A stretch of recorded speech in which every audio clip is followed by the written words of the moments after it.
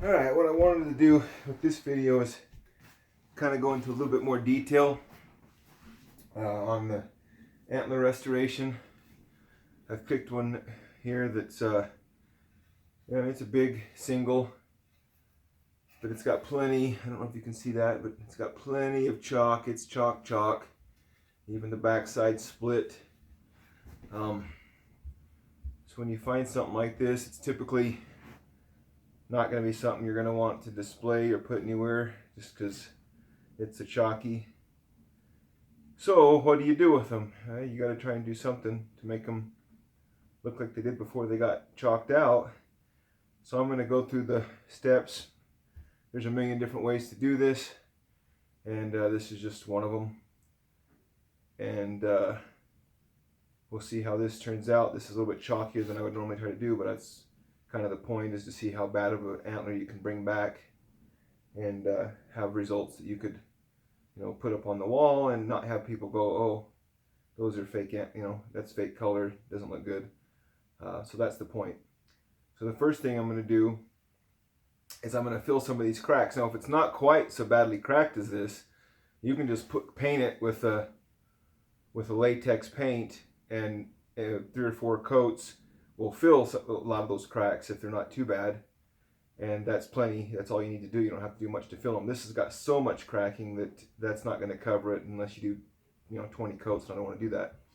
Now one thing that I found is you want latex paint, but you don't want acrylic latex, and you don't want a top coat paint, meaning one designed to like hide stain or be resistant to stains and scrubbing and stuff like that, because what you want is something that will still take color after this. So I'll show you later, but I use Kills, just the stain blocker, because it's a primer coat, and it's a latex primer coat that will take color and not block it and make it difficult for it to soak in, but it'll give you a uniform surface to start with. What would happen if I just put color on this is the chalkier it is, the more different the color would look. And back here on some of these a little bit less chalk areas, I'd have a better looking color than I would here, and this would just never look right. So you need to get it, first of all, to where I have a uniform surface. So the first thing I'm going to do to do that is, for these ones, I'm going to use just wallboard joint compound.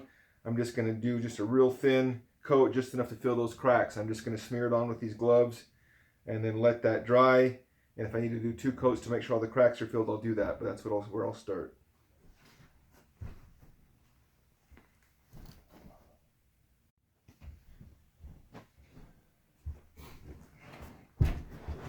Alright, so we're just going to take a little bit of this mud.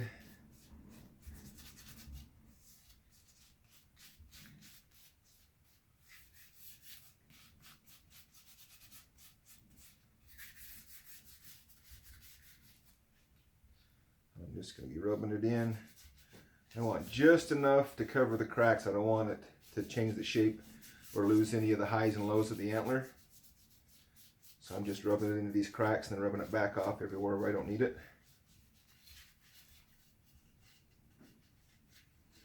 If this was a set and it was a little bit bigger, I would actually use some epoxy sculpt and repair some of these tips that have been gnawed on a little bit. Kind of that cool hook right there, it's got a little bit of a break on it, but since my only intention on this one is just to kind of show you the process, and that's a whole different thing when you get into restoring the broken ones, which I can do at some other point. But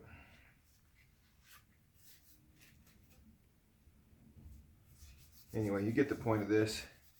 I'm just gonna smear it all on here as thin as I can, and still I'm going across the grain to fill those cracks.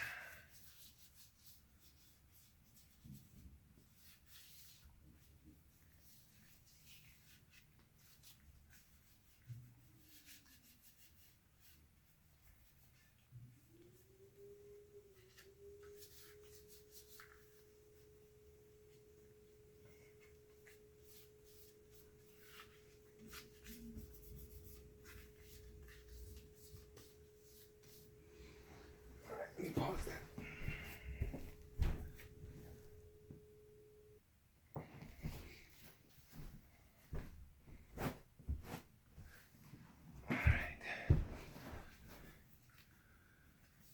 Okay, so once I get all these cracks are filled, and I'm trying to take off everything that's not necessary, to kind of do that, kind of smooth it out, to give it some, leave some texture on there, and using this brush to take off the extra and to get rid of the marks that my gloves put in it by kind of going across the direction that I rubbed it in.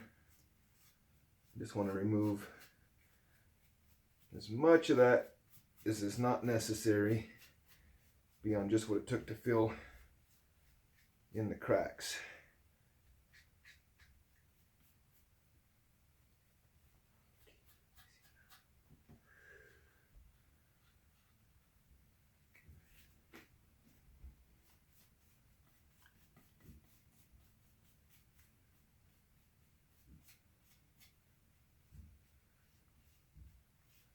This will take me back to a uniform base.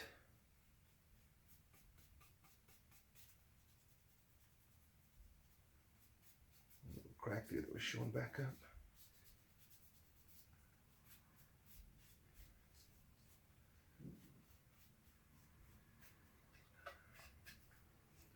Look at them cool double eye guards on that.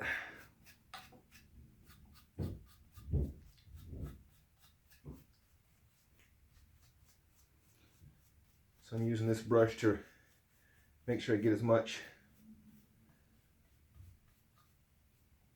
of the drywall compound, the mud, out of the grooves here in the base, because that's what gives it its texture and its natural look.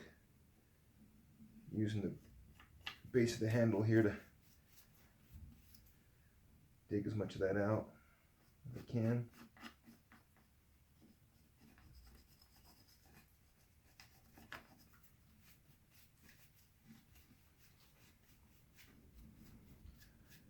If I had a little bit of water here, it would be helpful. One of the reasons why I want this on, well, a couple reasons. I want it on as thin as possible is I don't want it to change anything but fill the cracks, and I want to leave as much of this texture as possible to make the antler look natural. But also, when it's this thin, I mean, I'll literally be able to paint this within, an hour. It'll be plenty dry, and then I can move on to the next step.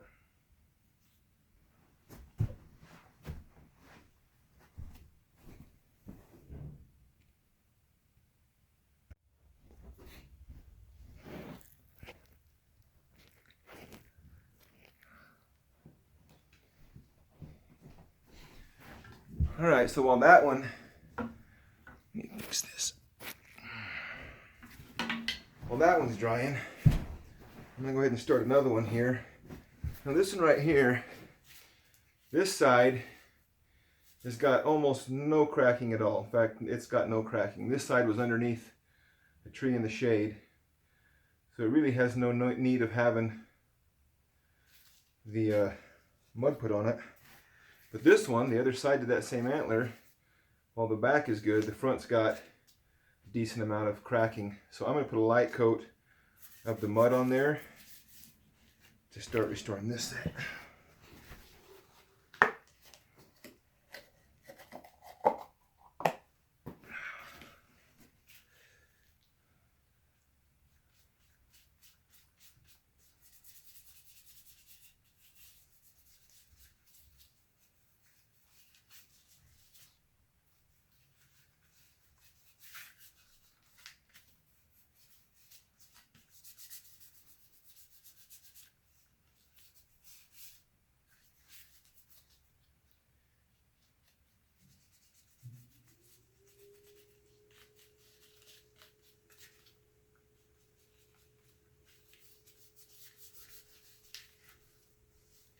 So it's just that front side right here. That should just about do it. And I'll just, one thing I did do that you didn't see on camera with the other one is I took this paintbrush and I went and moistened it in the sink where I could have a little bit more control of brushing off the extra and controlling the texture of it, which I'll go do with this one. just because if I can wet it, I can get it just about right. And this one's got lots of character on the base here that I want to not cover up with this mud. So all I want to do is fill these cracks. So if I'd been smart and got a little bit of water in a container or something, I could do it right here on the camera, but I didn't. So just know that that's what I'm going to do next. Just moisten this, and just allows me to, just before this gets too dry to work much, I can bring it back a little bit, and I want to get all this extra stuff out of here. And then I haven't decided yet. This has got such good natural color in it still. If I want to paint these ones, because if you don't have cracking, if it's just a little bit light, or if you're stripping off the velvet and bringing it, you know, if it's in good shape, you don't need to obviously do this step or paint it. You can just go right to whatever you want to use for stain.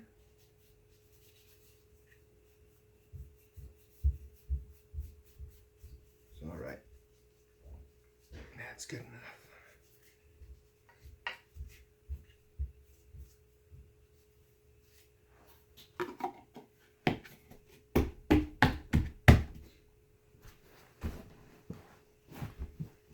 I gotta figure out what finger I can use to turn off the camera.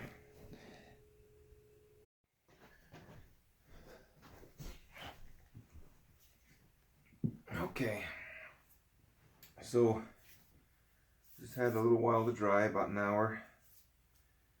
And as you can see, we've taken it from something that was very chalky and had lots of cracks to something that is just very chalky.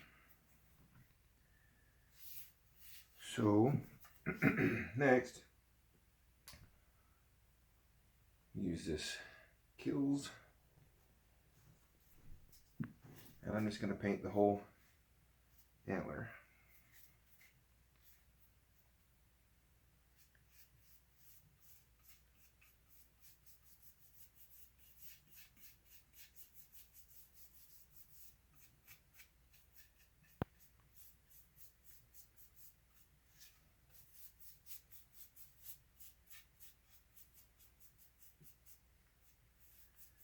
And I'm sure you've seen somebody paint something before, so I don't have to video all of this. I just want to make sure I get a good uniform coat, as smooth as possible, a few brush marks as possible. I just want to seal it off a little bit so it's not quite so porous for the stain, because we want to end up with a little bit of a sheen.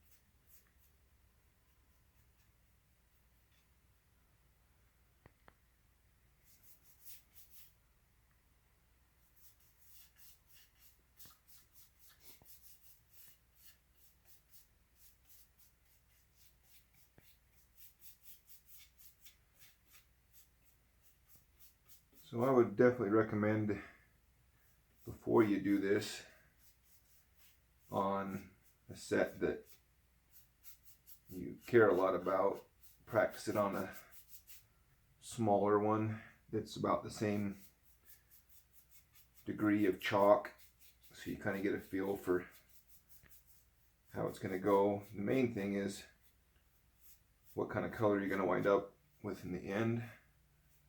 Because like those other two sets that I did, the difference, the stain that went on both of them was exactly the same. However, the color they both ended up was entirely different. And I like the one, I don't particularly like the other.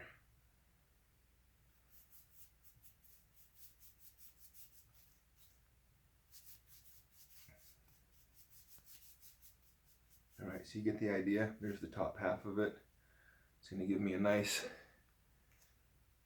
satin white finish, good starting point to start putting some color back into it. And then once I get this on, I'm going to let it dry for at least a day. I want this paint to be completely dried and cured before I do anything else with it.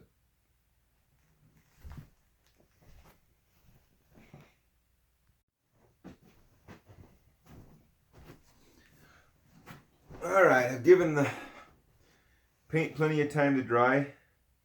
It's dried overnight. And I've started with a couple different options here for color. There's lots of different, some people will use acrylic paints. Some people will use wood stain, Old English wood stain and stuff like that. And depending on what color the antlers are in the area you're from, any one of those probably works good. Today I'm going to be doing two different options for the coloring here. The first one is potassium permanganate, which you can buy. The advantage to this is it's very cheap. I think this bottle cost like 20 bucks, and this is probably enough to do 100 antlers or 200 antlers. This is just, it takes very little of this. The other one here is an antler stain number 2 from a taxidermy shop. I haven't been impressed with this one yet because it wouldn't stick on the last antler that I tried, or the first antler that I tried it on, but I'm going to try it again. So this is just, I just did a quick test here on the bases of these. And that's the antler stain right there. I've diluted it slightly with water because it says you can dilute it with water, because I didn't want to go on too dark to start with. And that's how it's looking so far. It looks like it might stick to this one, so I might go ahead and try this whole antler in that color. This one right here is potassium permanganate. It goes on purple, so don't panic when you start to put it on. If you use it, it goes on purple, and you can see I just brushed this on, so as it dries it'll turn to a brown color. This is not quite dark enough. I did both of them, started out, it's easier to go from lighter and put more coats on than it obviously would be to go dark and then try to peel some back off. So I've started out light, and it looks like either one of these two is going to adhere to these antlers, so it's just going to be a matter of getting the color that I like best. And right now I'm kind of liking the antler stain, and so I think I'll go ahead and finish up that one with the antler stain and see how it comes out. I just have very little here in this. It doesn't take a whole lot to do an antler, so I'm just gonna brush it on.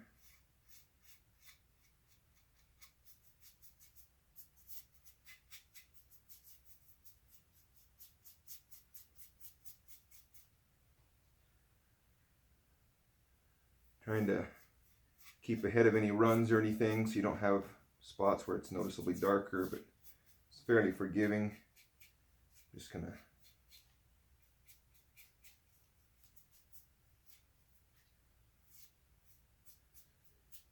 put a uniform coat of this on.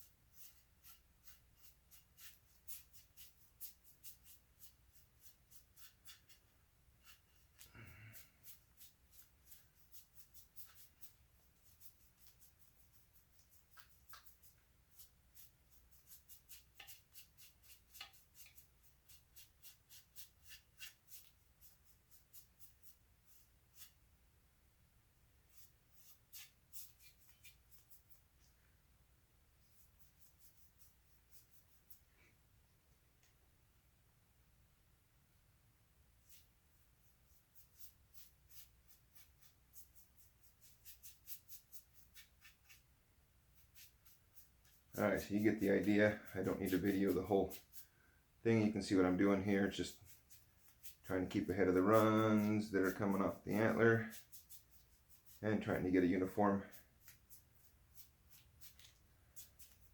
coat on there. Let me go ahead and do this. I'll do a little bit of this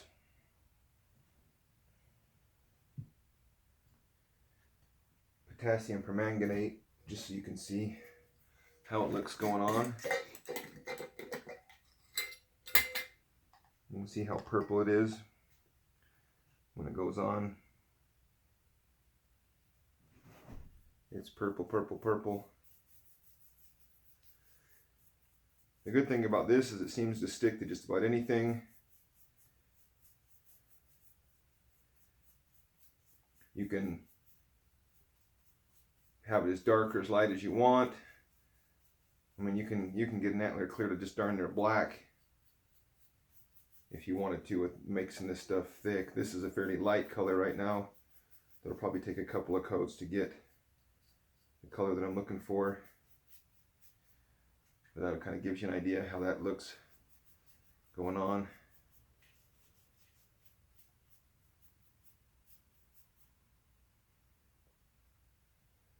And I'll just do that to the whole thing.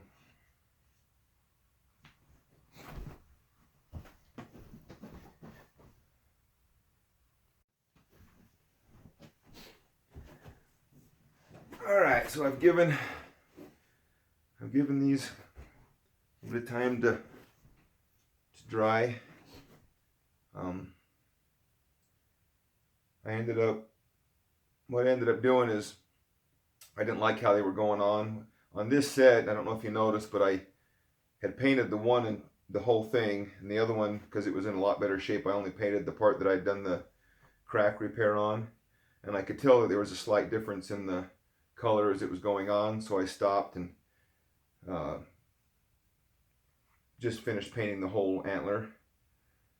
And that's just kind of a lesson learned. If you're going to paint any of it, you got to paint all of it, or it's just going to take the stain differently. And then I ended up trying this taxidermy brown on both of them. It's kind of funny still. These were both painted with the same paint and painted with the same stain, and they just, this one went on a lot darker than this one. But it's not perfect by any means. I'll show you here in a second up against a natural antler, but the thing is, if you remember how chalky this one was, I mean, the chalk is all gone. There is no chalk. It's nice and smooth. All the chalk is gone. So what I'm going to do next to finish it up is I'm going to take a little bit of steel wool and some 220 grit sandpaper. I'm just going to put a few. For one thing, I think this stain comes on, the gloss on it is a little bit too high of a sheen to look natural to me. So the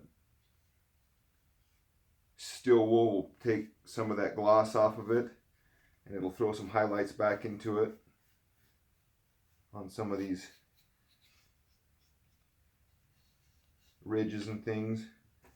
Down here on the base, I'm going to bump it with just real super lightly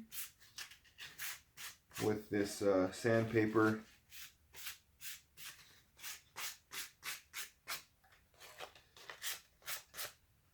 Any place there's a natural ridge that buck would have tended to have rubbed it to where it was lighter in color. I'm going to go ahead and try to add some of that back into it. I've noticed that it's tough to get the tips to get an ivory on them if you have to paint them, because I think probably it might be better if you had a tinted paint if you wanted to bring back the ivory tips, like on elk antlers. If you do the potassium permanganate and don't have to paint them because the antler's like a hard white and not got any chalk in it, you can pull them back to ivory pretty well. But if you have to paint it, then I don't get a very good ivory look to it, so I'm not going to try. I mean, not all bucks have ivory on the tip, especially for deer.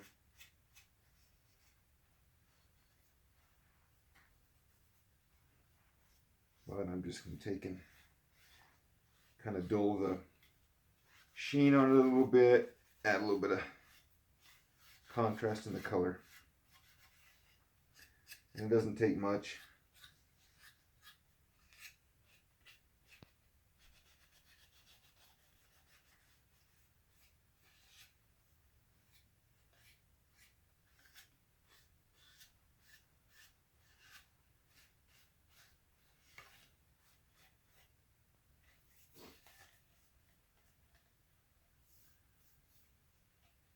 Okay.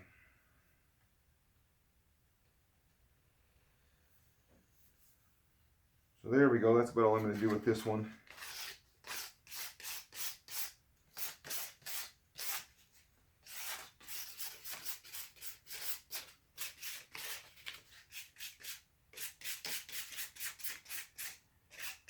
Just add a little bit of contrasting.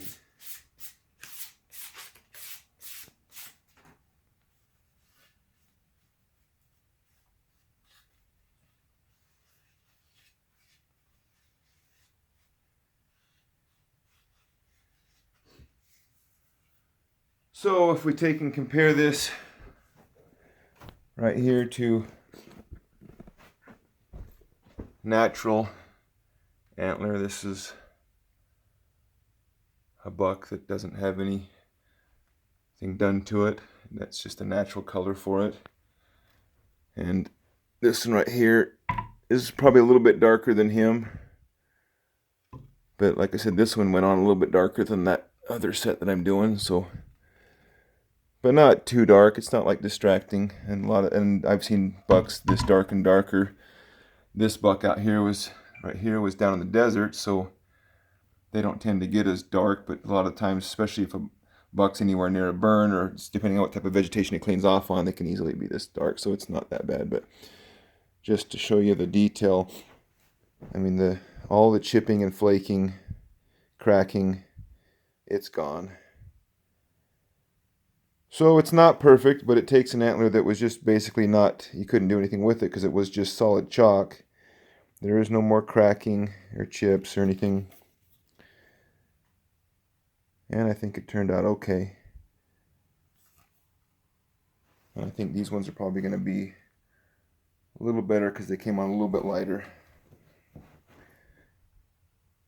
And I'll show you a quick video once I get them done, but I'll do the same thing.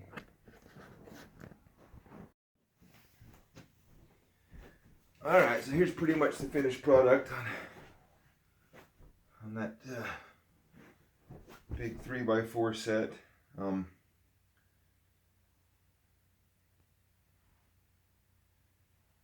As you can see, I wouldn't call it perfect, but I don't think it's glaringly obvious that it's restored. There's no sign of any of the cracking or chalking. So I would say this is successful. Couple of notes: I did end up doing all three of these antlers were stained with this antler stain, just because I've done quite a few with the potassium permanganate, and I kind of knew what the results would be. Those last two sets that I did, I'd like to show you.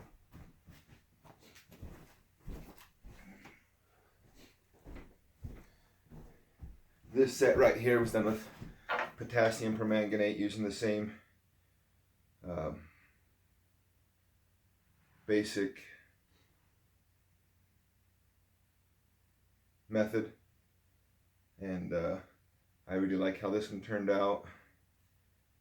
This one would be really tough to tell that it was even colored. This one was in a little bit better shape than these ones were, though. These ones were hard white. These ones were just chalk. Man, this set's heavier than that set, even though that's a bigger buck. This one's just got mass everywhere. Love the blading on his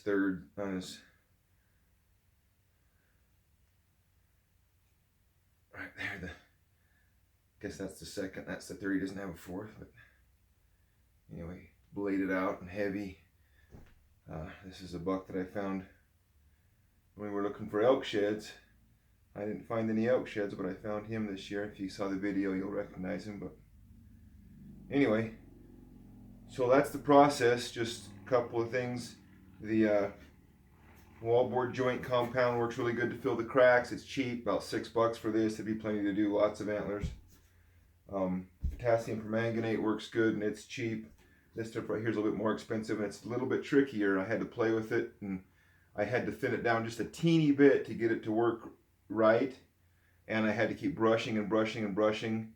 I still think this probably takes a little bit of experimentation to get it right, and I think you have to have horns that are in a little bit better shape, antlers. But that's what's on these ones right now, and I'm not unhappy with them. I wouldn't be afraid at all to put this on a European skull and put it on the wall, and most people are not gonna know that it was chalk. So remember that if you're gonna paint it, use a latex paint, and if you're gonna paint any of it, paint all of it and paint both sides so that you have a uniform color. I think that probably one more thing that I would do is I would take, instead of having this pure white, this is tintable, I would probably have it tinted to maybe an off-white, a Navajo white, or maybe even a light tan, because to be able to put the ivory back on, you'd want to be able to just go through this stain and get right into the ivory. This right here, if I go any deeper, I can tell it's white, the paint is white, which wouldn't look right, so that's why I haven't tried to bring the ivory back in the tips. But I mean, I'm looking up here on these bucks that are on my wall, almost very few bucks have ivory tips. There's some of them are slightly lighter on the tips, but they just don't have it like elk do right there. But there you go. Restored from chalk to be in pretty good usable shape, displayable shape.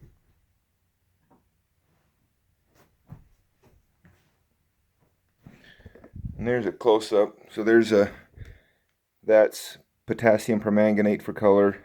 This is the antler stain for color. Depending on what you have in your area and what's natural. You know, that's natural from my area, but you know, here's another one that's, you know, this is just a light buck. That's just a natural color for him. You know, our bucks there's a lot of variation in deer, and in some places I've seen them dark chocolate when they clean off in the burns and that stuff, and I actually am pretty partial to those. Look at the bases on that buck. Anyway, there you go. Hope you enjoy.